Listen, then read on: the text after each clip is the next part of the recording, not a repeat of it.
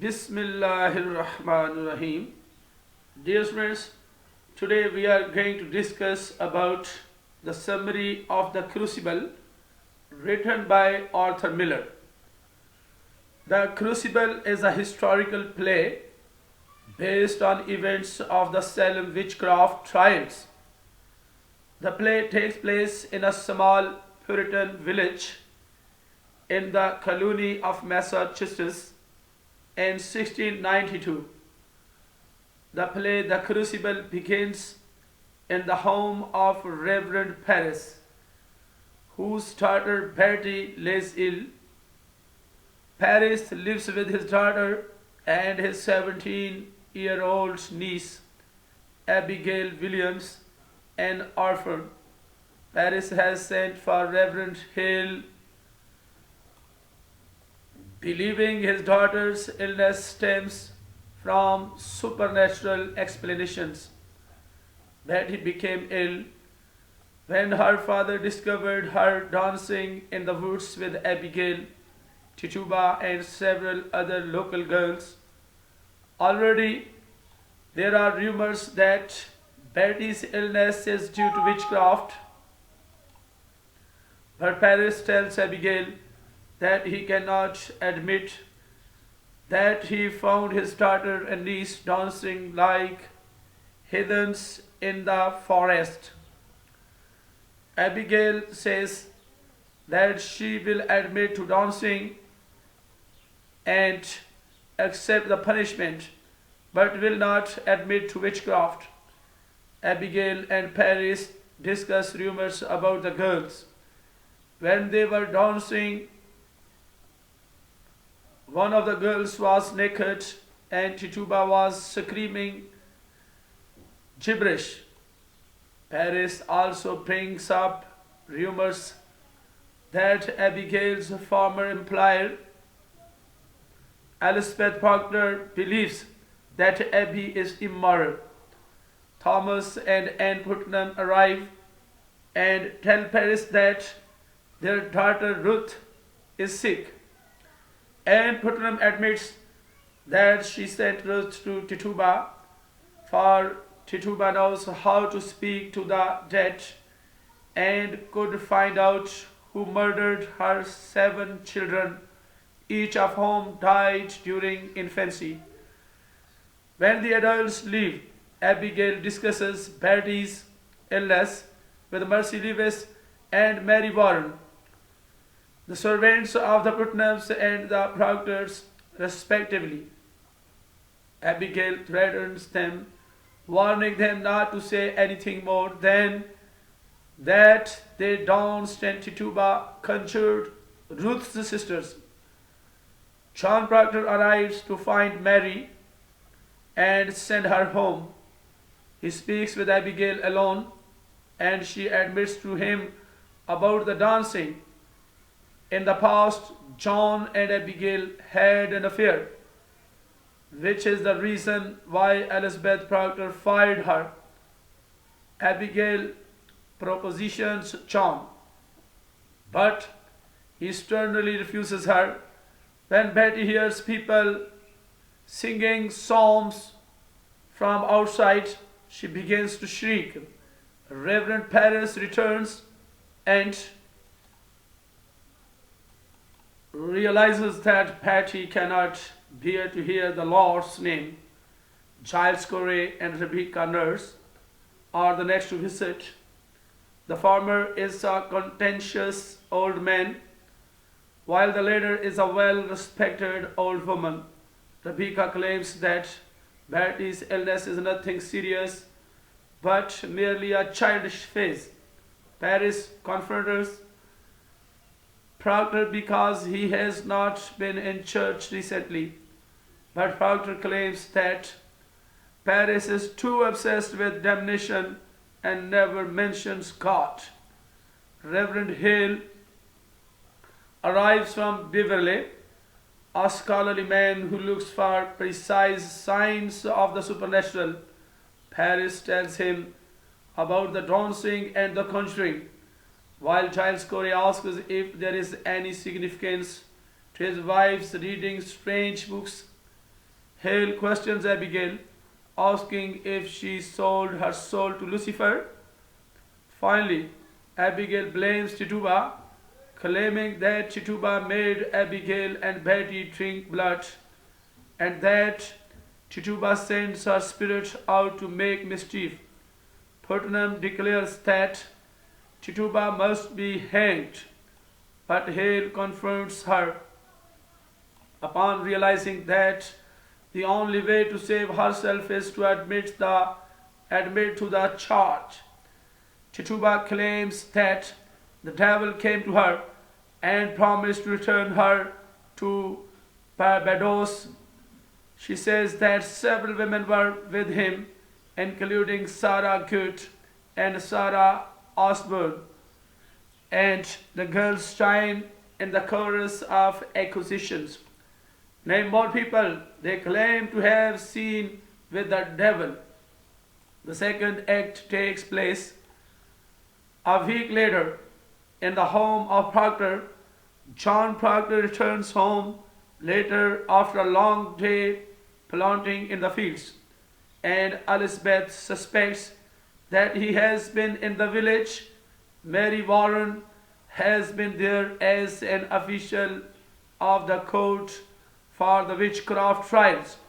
Even after Elizabeth forbade her, Elizabeth tells John that she must tell Ezekiel Cheever, the constable, that Abigail admitted that Betty's sickness has nothing to do with witchcraft, but Proctor admits that nobody will believe him because he was alone with Abigail at the time. Elizabeth is disturbed by this, but Proctor reprimands her for her suspicion. Mary Warren arrives and gives Elizabeth a puppet that she made in court. Mary tells them that 39 people have been arrested and Sarah Osborne will hang, but not Sarah Good, who confessed. When Proctor becomes angry at Mary, she tells him that she saved Elizabeth's life today, for her name was mentioned in court. John Hale tells the Proctors that Rebecca Nurse was charged, then questions Proctor on his church-going habits. Finally, he makes Proctor state the 10 commandments. He can remember 9 of the 10, but Elizabeth must remind him of adultery.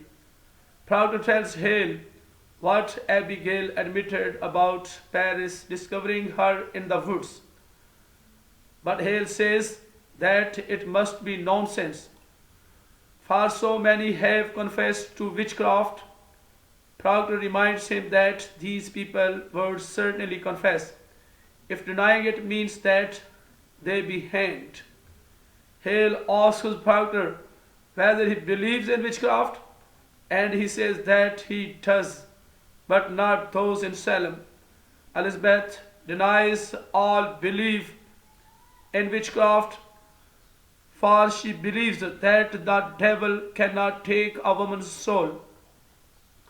If she is truly upright, Ezekiel arrives to arrest Elizabeth on the charge that she sent her spirit out to Abigail and stuck a needle in her. Cheever finds a puppet which has a needle in it, but Mary Warren says that she made the puppet in court that day, although Abigail witnessed her making it. Upon hearing the charge, Elizabeth claims that Abigail is a murderer. Abigail is a murderer who must be ripped out of the world. Proctor rips up the warrant and tells Cheever that he will not give his wife to vengeance. When Hale insists that the court is just, Proctor calls him a Pontius Pilate. He finally demands that Mary Warren come to court and testify against Abigail, but she sobs that she cannot. The third act takes place in the vestry room of the Salem meeting house, which serves the court. Giles Corey arrives with Francis Nurse and tells Deputy Governor Danforth, who presides over the trials, that Thomas Putnam is charging people with witchcraft in order to gain their land. He also says that he meant nothing when he said that his wife read strange books. John Proctor arrives with Mary Warren and presents a deposition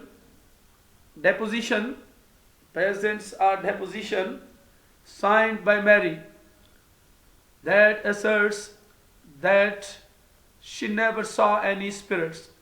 Paris thinks that they are there to overthrow the court, and Danforth questions whether Proctor has any ulterior motive and tells Proctor that his wife is pregnant and thus will live at least one more year. Even if convicted, Proctor also presents a petition signed by 91 people attesting to the good character of Elizabeth Proctor, Rebecca Nurse, and Martha Corey. Paris claims that this is an attack upon the court, but Hale asks Paris if every defense is an attack on it.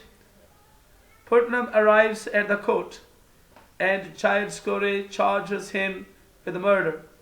Giles tells Danforth that someone told him that Putnam prompted his daughter to accuse George Jacobs so that he could buy his land. Giles refuses to name this person and so is arrested for contempt.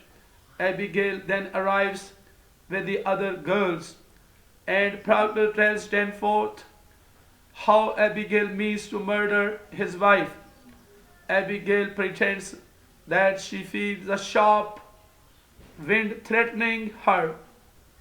Proctor grabs her by the hair and calls her a whore.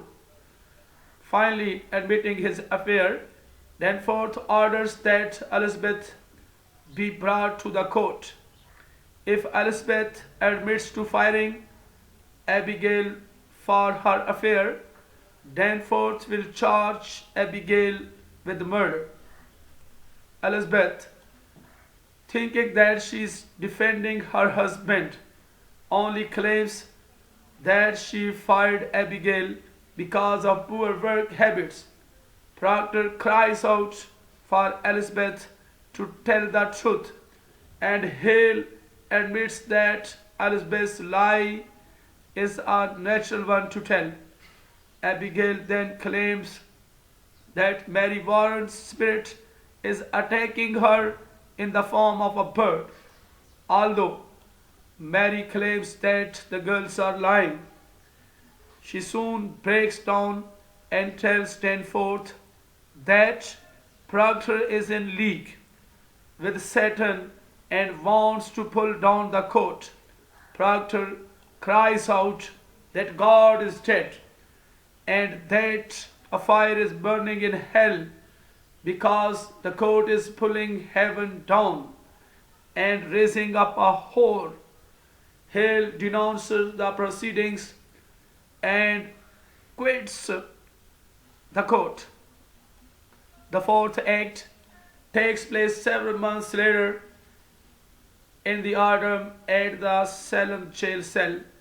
Cheever details how the town is in shambles because so many people are in jail. Hale has been begging Rebecca Nurse to admit to witchcraft. Paris arrives and tells Danforth how Abigail has vanished with Mercy Lewis and stolen his money. Paris worries about the rumors of rebellion against the witchcraft proceedings in Andover. But Hathorne reminds Paris how there has only been great satisfaction in all of the Salem executions. Paris reminds him